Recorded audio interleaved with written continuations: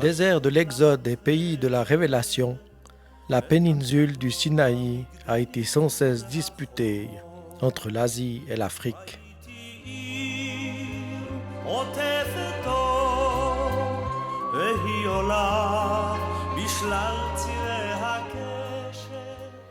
Sinaï, ce mot ranime aussitôt des souvenirs. Certains récits inoubliables de l'Ancien Testament reprennent vie.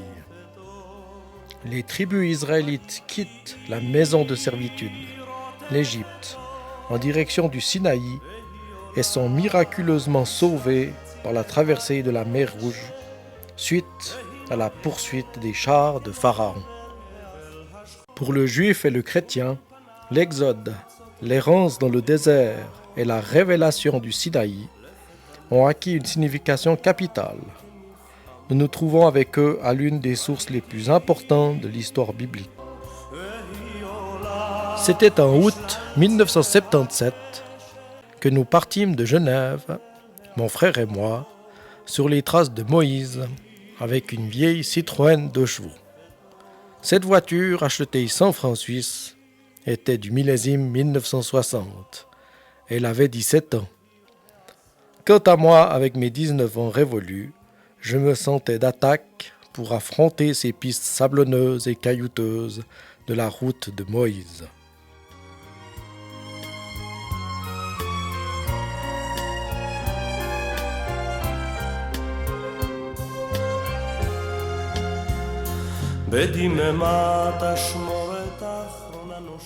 Il nous faudra 1 jour et demi pour parcourir la route de l'Exode jusqu'au pied du mont Moïse. La piste était jalonnée de cailloux pointus avec des ondes de sable fin où notre 2 chevaux finissait rapidement par un ensablement jusqu'au châssis. Aujourd'hui, si vous allez dans le désert du Sinaï, vous serez en Égypte. Les routes sont maintenant goudronnées et vous pouvez dormir dans des hôtels 4 étoiles climatisés. Rien à voir avec l'année 1977, où après la guerre des 6 jours en 1967, l'armée israélienne avait conquis le Sinaï, qui d'ailleurs sera rendu en 1981 suite aux accords de Camp David.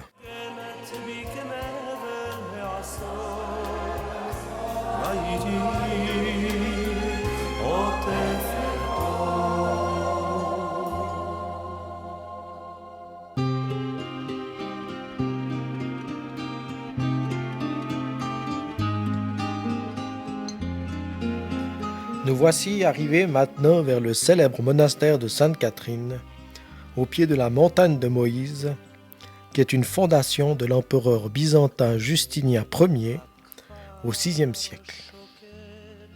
C'est dans ce couvent de moines grecs que l'on trouva en 1844 le Codex Sinaiticus, premier livre relié de la Bible grecque, datant du IVe siècle. La chapelle au sommet de la montagne de Moïse. Du haut de la montagne de Moïse, un panorama incomparable sur les sommets granitiques et les gorges profondes du sud du Sinaï. Le 3e mois après la sortie d'Égypte, l'Éternel appela Moïse sur la montagne. Et le 3e jour au matin, il y eut des coups de tonnerre, des éclairs et une épaisse nuée sur la montagne, et un son éclatant de trompette. Tout le peuple qui était réuni dans le camp fut rempli d'épouvante. Alors Moïse fit sortir du camp le peuple pour aller au-devant de Dieu. Et ils s'arrêtèrent au pied de la montagne. Or, le Sinaï était tout en fumée parce que l'Éternel y était descendu au milieu des flammes. Cette fumée montait comme la fumée d'une fournaise et toute la montagne tremblait avec violence. Le son de la trompette devenait de plus en plus éclatant.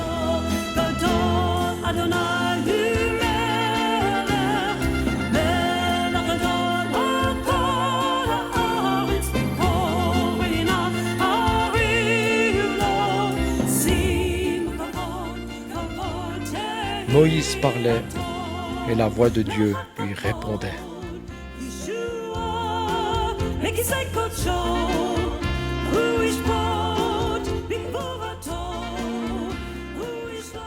Moïse monta 3 fois sur la montagne d'Horeb pendant 40 jours et 40 nuits, sans manger de pain et sans boire de l'eau. Il intercéda pour son peuple désobéissant et rebelle, et l'Éternel redonna les 10 paroles écrites de son doigt sur les 2 tables de pierre.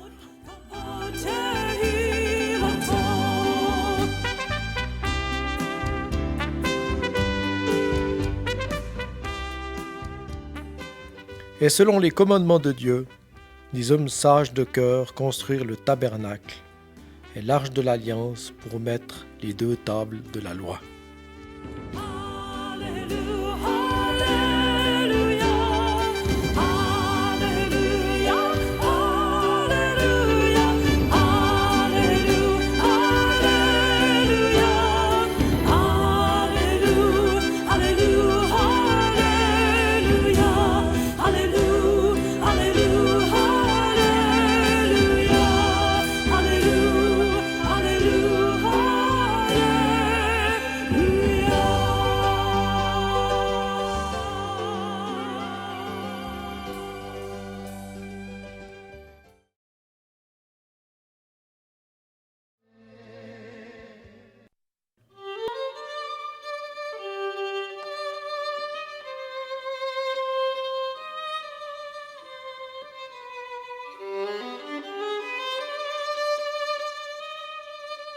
Si je t'oublie, Jérusalem, que ma droite m'oublie, que ma langue s'attache à mon palais, si je ne me souviens de toi, si je ne mets Jérusalem au-dessus de toute autre joie.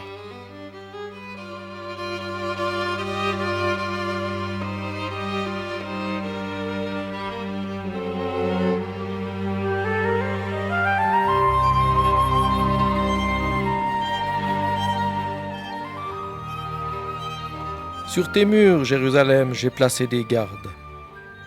Ils ne se tairont ni jour ni nuit. Vous qui la rappelez au souvenir de l'Éternel, point de repos pour vous, et ne lui laissez aucune relâche, jusqu'à ce qu'il rétablisse Jérusalem et la rende glorieuse sur la terre.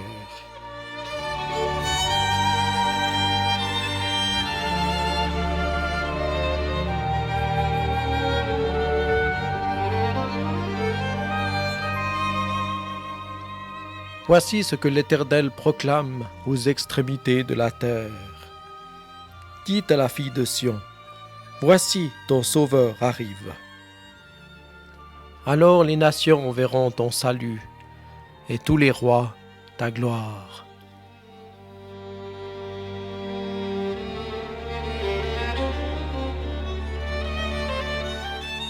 On t'appellera recherché, ville non délaissée.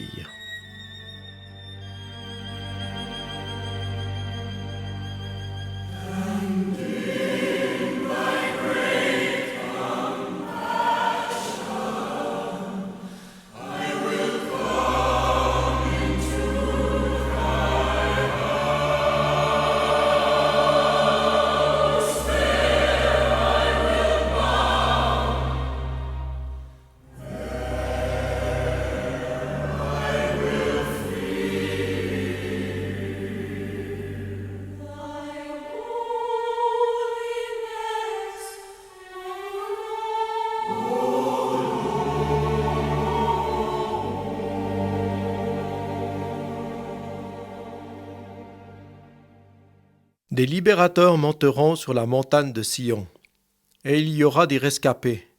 Ils seront saints, et la maison de Jacob reprendra ses possessions. Ces paroles du prophète Abdias s'accomplissent le 7 juin 1967, pendant la guerre des 6 jours, lorsque l'armée israélienne force la porte des lions et parvient au mur des lamentations et sur l'esplanade du temple. Depuis l'an 70 après Jésus-Christ, année de la destruction du temple et de la dispersion du peuple juif, ils attendaient. Depuis 1897 ans, ils n'avaient pas perdu espoir de vivre librement à Jérusalem. Les vieillards, les militaires, les infirmières saisies par une émotion sacrée oublient un instant la guerre. Ils embrassent le mur et sur leur tête, les soldats ont remplacé le casque par la calotte rituelle.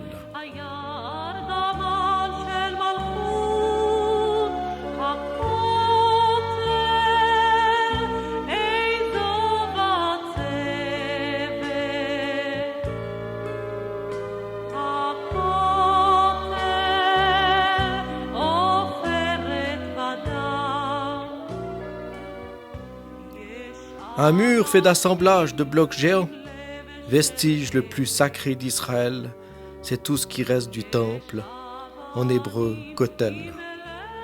C'est le titre de la chanson que vous entendez et qui décrit admirablement ce lieu de prière et d'espoir, où l'âme du Juif vibre dans l'attente de son Messie.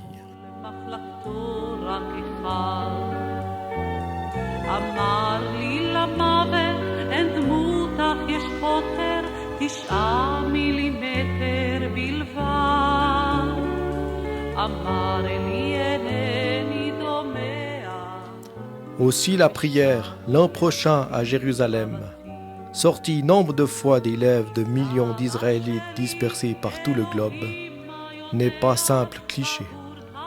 Elle exprime plus qu'un vœu, la certitude qu'après tant de siècles de malédiction, poindra le jour messianique où tout deviendra bénédiction. Une bénédiction promise à Abraham et sa descendance.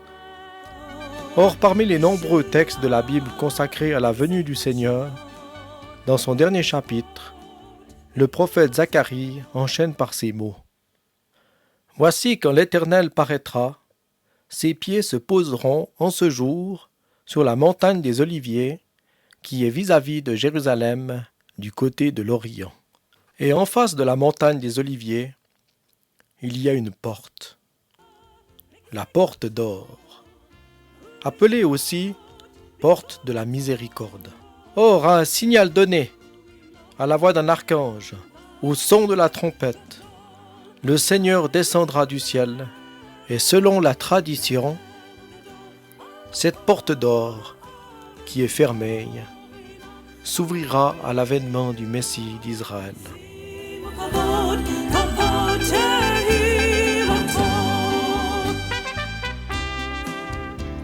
Sa justice paraîtra comme l'aurore, et sa délivrance comme un flambeau qui s'allume. En ce grand jour, le chauffard sonnera, et les morts ressusciteront. Et quand la dernière trompette retentira, alors toutes les nations verront son salut.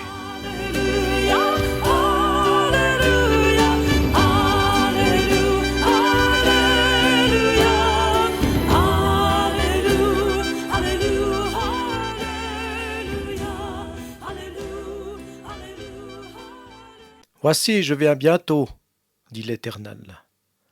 Heureux celui qui garde mes paroles.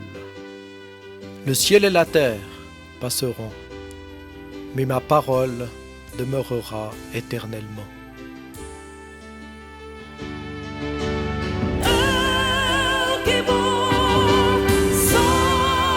Shalom.